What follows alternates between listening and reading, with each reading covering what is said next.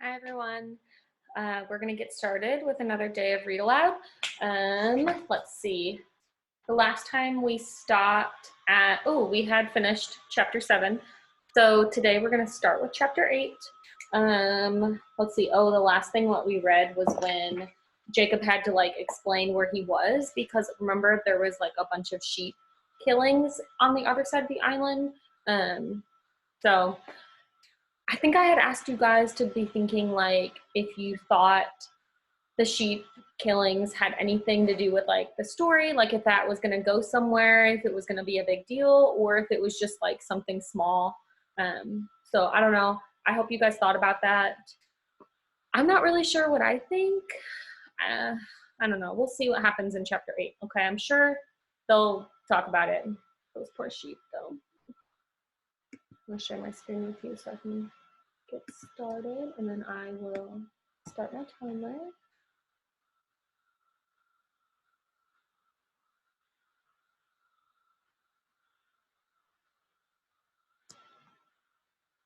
Alrighty, here we go, chapter 8. Hoping to duck another lecture, I got up early and set out before Dad was awake. I slipped a note under his door and went to grab Emma's apple, but it wasn't on my nightstand where I'd left it. Uh-oh, where is it? A thorough search of the floor uncovered a lot of dust bunnies and one leathery thing the size of a golf ball. I was starting to wonder if someone had swiped it when I realized that the leathery thing was the apple. Ooh. At some point during the night, it had gone profoundly bad, spoiling like I've never seen fruit spoil. It looked as though it had spent a year locked in a food dehydrator. When I tried to pick it up, it crumbled in my hand like a clump of soil. Gross. But you got to think about it. It's technically like a 100-year-old apple because he got it, back in time. Kind of weird. Puzzled, I shrugged it off and went out. It was raining, but I soon left gray skies behind for the reliable sun of the loop. This time, however, there were no pretty girls waiting for me on the other side of the cairn, or anyone for that matter. I tried not to be too disappointed, but I was a little. As soon as I got to the house, I started looking for Emma, but Miss Peregrine intercepted me before I'd even made it past the front hall. "A word, Mr. Portman," she said, and led me into the privacy of the kitchen, still fragrant from the rich breakfast I'd missed. I felt like I'd been summoned to the principal's office. Miss Peregrine propped herself against the giant cooking range. "Are you enjoying your time with us?" she said. I told her I was, very much. "That's good," she replied, and then her smile vanished. "I understand you had a pleasant afternoon with some of my wards yesterday, and a lively discussion as well." "It was great. They're all really nice." I was trying to keep things light, but I could tell she was winding me up for something. "Tell me," she said, "how would you describe the nature of your discussion?" I tried to remember. I don't know. We talked about lots of things. How things are here, how they are where I'm from. Where you're from, right? "And do you think it's wise to discuss events in the future with children from the past?" Children? Is that really how you think of them? I regretted this, even as the words were passing my lips. "It is how they regard themselves as well," she said testily. "What would you call them?" Given her mood, it wasn't a subtlety I was prepared to argue. "Children, I guess." "Indeed. Now, as I was saying," she said, emphasizing her words with little clever chops of her hand on the range, "do you think it's wise to discuss the future with children from the past?" I decided to go on a limb. "No?" "Ah, but apparently you do. I know this because last night at dinner we were treated by Hugh to a fascinating disquisition on the wonders of the 21st century telecommunications technology." Her voice dripped with sarcasm. "Did you know that when you send a letter in the 21st century, it can be received almost instantaneously?" "I think you're talking about email." "Well, Hugh knew all about it." "I don't understand," I said. "Is that a problem?" She unleaned herself from the range and took a limping step towards me. Even though she was a full foot shorter than I was, she still managed to be intimidating. "As an inbred, it is my sworn duty to keep those children safe, and above all, that means keeping them here, in the loop, on this island." "Okay." Yours is a world they can never be part of, Mr. Portman. So what's the use in filling their heads with grand talk about the exotic wonders of the future? Now you've got half the children begging for a jet airplane trip to America and the other half dreaming of the day where they can own a telephone computer like yours. I'm sorry, I didn't realize. This is their home. I have tried to make it as fine a place as I could, but the plain fact is they cannot leave, and I'd appreciate it if you didn't make them want to. But why can't they? She narrowed her eyes at me for a moment and then shook her head. Forgive me. I continue to underestimate the breadth of your ignorance. Miss Peregrine, who seemed to be constitutionally incapable of idleness, took the saucepan from the stovetop and began scouring it with a steel brush. I wondered if she was ignoring my question or simply weighing how best to dumb down the answer. When the pan was clean, she clapped it back on the stove and said, They cannot linger in your world, Mr. Portman, because in a short time they would grow old and die. What do you mean, die? I'm not certain how I can be more direct. They'll die, Jacob. She spoke tersely, as if wishing to put the topic behind us as quickly as possible. It may appear to you that we found a way to cheat death, but it's an illusion. If the children loiter too long on your side of the loop, all the many years from which they have abstained will descend upon them at once in a matter of hours. Ooh. I pictured a person shriveling up and crumbling to dust like the apple on my nightstand. That's awful, I said with a shudder. The few instances of it that I've had the misfortune to witness are among the worst memories of my life, and let me assure you, I've lived long enough to see some truly dreadful things. Then it's happened before. To a young girl under my care, regrettably, a number of years ago. Her name was Charlotte. It was the first and last time I ever took a trip to visit one of my sister Imbrins. I hope I'm pronouncing that right. I remember looking it up a few days ago, but I can't remember if I was pronouncing it right or not. In that brief time, Charlotte managed to evade the older children who were minding her and wander out of the loop. It was 1985 or 86 at that time, I believe. Charlotte was roving blithely out of the village by herself when she was discovered by a constable. When she couldn't explain who she was or where she'd come from, not to his liking anyhow, the poor girl was shipped off to a child welfare agency on the mainland. It was 2 days before I could reach her, and by that time she'd aged 35 years. I think I've seen her picture, I said. A grown woman in little girl clothes? Miss Peregrine nodded somberly. She was never the same after that, not right in the head. What happened to her? She lives with Miss Nightjar now. Miss Nightjar and Miss Thrush take all the hard cases. Here's the picture of it. Oh yeah, so I guess that's her. It kind of makes sense though. I mean, they are technically like old.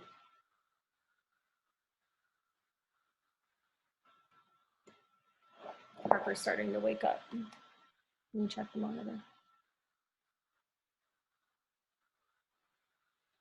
She's just moving around a little, but if she starts waking up, I might just pause this and go get her, and then I'll just finish with her here, if that's okay with you guys. Okay. But it's not as if they're confined to the island, is it? I asked. Couldn't they still leave now from 1940?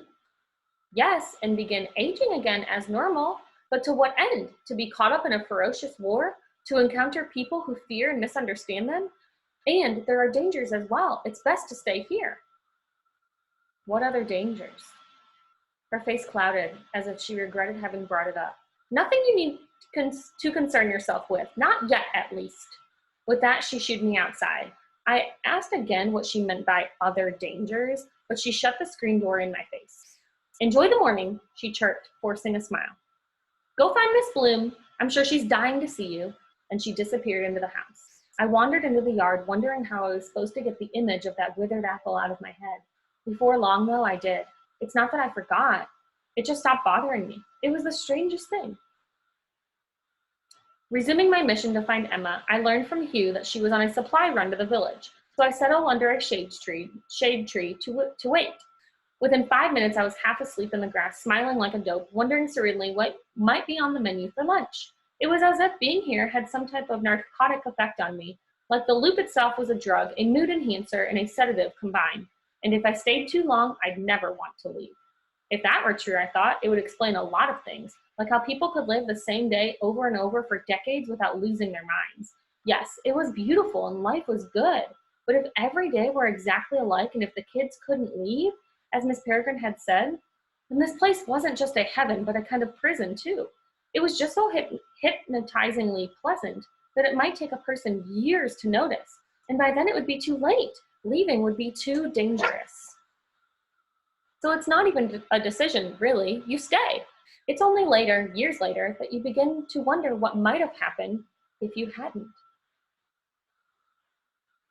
I must have dozed off because around mid-morning I awoke to something nudging my foot. I cracked an eye to discover a little humanoid figure trying to hide inside of my shoe, but it had gotten tangled in the laces. It was stiff-limbed and awkward, half a hubcap tall, dressed in army fatigues. I watched it struggle to free itself for a moment and then go rigid, a wind-up toy on its last wind. I untied my shoe to extricate it and then turned it over, looking for the wind-up key, but I couldn't find one. Up close, it was a strange, crude-looking thing, its head a stump of rounded clay, its face a smeared thumbprint. What? Bring him here, someone called from across the yard. A boy sat waving at me from a tree stump at the edge of the woods. Lacking any pressing engagements, I picked up the clay soldier and walked over. Arranged around the boy was a whole group of wind-up men, staggering around like damaged robots. As I drew near, the one in my hands jerked to life again, squirming as if he was trying to get away. I put it with the others and wiped shed clay on my pants. I'm Enoch, the boy said. You must be him. I guess I am, I replied. Sorry if I bothered you, he said, hurting the one I'd returned back to the others. They get ideas, see? Ain't properly trained yet. Only made 'em last week. He spoke with a slight Cockney accent. Cadaverous black circles ringed his eyes like a raccoon, and his overalls, the same ones he'd worn in pictures I'd seen, were streaked with clay and dirt. Except for his pudgy face, he might have been a chimney sweep out of Oliver Twist. You made these? I asked, impressed. How? They're homunculi, he replied. I will be looking that word up also. Sometimes I put doll heads on them, but this time I was in a hurry and didn't bother. What's a homunculi?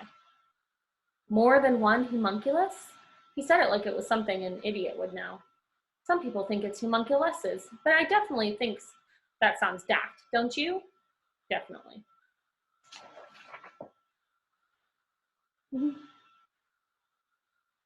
So cute. I'm gonna look that word up really quick. I'm gonna pause. Okay, so I was kind of right. It's homunculus. So then this would be homunculi. And it is a very small human or humanoid creature. So he made dolls, I guess? The clay soldier I'd returned began wandering again. With his foot, Enoch nudged it back towards the group. They seemed to be going haywire, colliding with one another like excited atoms. Fight, you Nancy's, he commanded, which is when I realized they weren't simply bumping into one another, but hitting and kicking.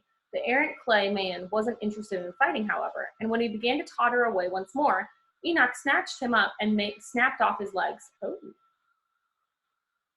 That's what happens to deserters in my army, he cried, and tousled the crippled figure into the grass, where it writhed grotesquely as the others fell upon it. Ew. Do you treat all your toys that way? Why? He said. Do you feel sorry for them? I don't know. Should I? No, they wouldn't be alive if it wasn't for me. I laughed, and Enoch scowled at me. What's so funny? You made a joke. You're a bit thick, aren't you? He said. Look here. He grabbed one of the soldiers and stripped off its clothes. Then with both hands, he cracked it down the middle and removed from its sticky chest a tiny convulsing heart. Oh my goodness. The soldier instantly went limp. Enoch held the heart between his thumb and forefinger for me to see. It's from a mouse, he explained. That's what I can do. Take the life of one thing and give it to another. Either clay like this or something that used to be alive but ain't anymore. He tucked the stilled hearts into his overalls. Soon as I figure out how to train them up proper, I'll have a whole army like this. Only they'll be massive. And he raised an arm over his head to show me just how massive. What can you do? He said. Me? Nothing really. I mean, nothing special like you. Pity, he replied. Are you going to come live with us anyway? He didn't sound like he wanted me to exactly. He just seemed curious. I don't know, I said. I hadn't thought about it. That was a lie, of course. I had thought about it, but mostly in a daydreaming sort of way. He looked at me suspiciously. But don't you want to? I don't know yet. Narrowing his eyes, he nodded slowly, as if he'd just figured me out. Then he leaned in and said under his breath, Emma told you about Raid the Village, didn't she? Raid the what? He looked away. Oh, it's nothing. It's just a game some of us play. There's our timer. So there's a break over here on this next page, so I'll read until we get to there. Raid the Village, though. That sounds interesting. I got the distinct feeling I was being set up. She didn't tell me, I said. Enoch scooted towards me on the stump. I bet she didn't, he said. I bet there's lots of things about this place she wouldn't like you to know. Oh yeah? Why? Because then you'll see it's not as great as everybody wants you to think, and you won't stay. What kinds of things? I asked. Can't tell, he said, flashing me a devilish smile. I could get in big trouble. Whatever, I said. You brought it up. I stood to go. Wait, he cried, grabbing my sleeve. Why should I if you're not going to tell me anything? He rubbed his chin judiciously. It's true, I ain't allowed to say anything, but I reckon I couldn't stop you if you was to go upstairs and have a look in the room at the end of the hall. Why? I said. What's in there? My friend Victor. He wants to meet you. Go up and have a chat. Fine, I said. I will. I started toward the house and then heard Enoch whistle. He mimed running a hand along the top of a door. The key, he mouthed. What do I need a key for if someone's in there? He turned away, pretending not to hear. Okay, so, interesting. Okay, so we met Enoch. He can take the heart out of something and put it in another thing to make it alive. That's a pretty interesting peculiarity. And it sounds like he is hinting to Jacob that there are definitely some things about their life that they don't really want him to know, because clearly it's not all sunshine and rainbows and peculiarity fun all the time. But obviously they don't want to tell him that like right away, because then it'll make him not want to stay there. He did hint that there's another person, Victor, up in the house in a locked room. So as Jacob's walking away to go meet Victor, he's asking, why do I need a key if there's someone in the room? So it makes you wonder, why is this guy, or whoever this Victor is, in a room that's locked? And why do they have him locked in there? So interesting. It's definitely a character we haven't met yet, Victor. But I would assume next time we read, we'll meet him, or at least I hope so. I'm interested to find out why he's locked up, if he wants to be locked up or if they lock him up, and just kind of why. So I hope we get more answers on that. Also, while I was reading today, I had a question for myself, and I thought maybe you guys would want to know this. Since Jacob got to the house, they haven't talked at all really about Grandpa Portman. We don't know about him really being there and why he left and all of that. So that was something that I was kind of wondering while I was reading today. So I wonder if we will get some more answers about Grandpa Portman in a little bit. I think Jacob's kind of forgotten about that a little bit, just because there's so many crazy things happening. He's learning so much about this world that he kind of forgot that he was there for a reason.